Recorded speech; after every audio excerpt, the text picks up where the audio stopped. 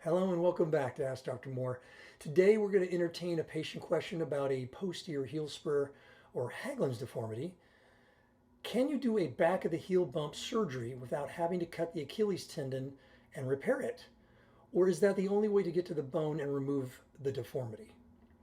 Well, it's a good question because the first one, where you have to go through the Achilles, remember that will insert in the back of the heel. Sometimes there's a spur inside of the Achilles or a calcified attachment. Sometimes the back of the heel is just pointy and large, just genetically.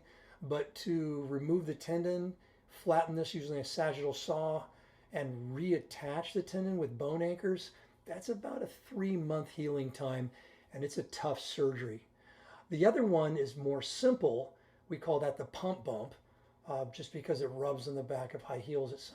It's a catchy name.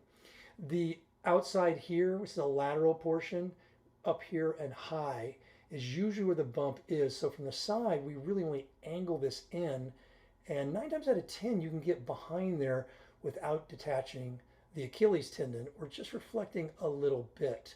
Once you suture the patient closed, it's usually 2 weeks with sutures, and of course those come out.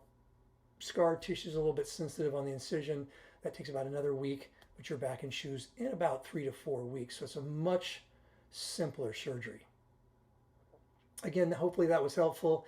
If you want to see some more surgeries or videos, you can subscribe to my YouTube channel. The link's in the lower left-hand corner. Again, thanks for tuning in. Stay healthy.